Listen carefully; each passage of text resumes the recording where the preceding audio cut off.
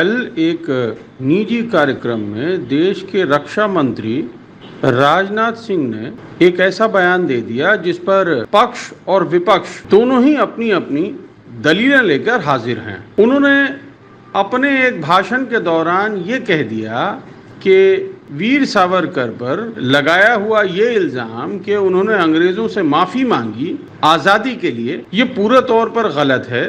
उन्होंने अगर माफी मांगी भी, अगर कोई चिट्ठी अंग्रेजों को उस जमाने में लिखी भी, तो वो महात्मा गांधी के कहने पर लिखी थी। आइए सुनते हैं उन्होंने क्या कहा। ऑल्ट न्यूज और स्क्रोल इन ने फैक्ट चेक किया है और उसको शाया भी किया है, और ये इजीली अवेलेबल भी है ऑनलाइन सोशल मीडिया पर हर जगह, जिसमें एक किताब का हवाला दिया गया है, echoes from a forgotten past 1934 to 1924 by Vikram Sampat. किताब में बताया गया है कि विनायक दामोदर सावरकर यानी वीर सावरकर, जिन्होंने अपनी पहली मर्सी पिटीशन लिखी थी 30 अगस्त 1911 को और दूसरी पिटीशन लिखी थी 14 नवंबर 1913 को, और ये दोनों ही पिटीशन के दौरान यानी 1911 में भी और 1913 में भी महात्मा गांधी साउथ अफ्रीका में थे। महात्मा गांधी 1914 में लौटे, 1914 में देश वापस लौटे थे।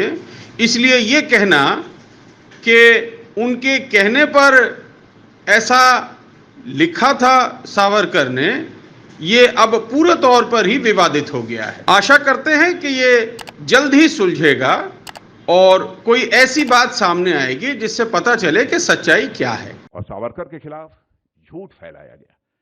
बार बार यह बात कही गई कि उन्होंने अंग्रेजी सरकार के सामने अनेकों मर्सी पिटीशन फाइल की, लेकिन सच्चाई है कि मर्सी पिटीशन उन्होंने अपने को रिहा किए जाने के लिए नहीं फाइल की थी।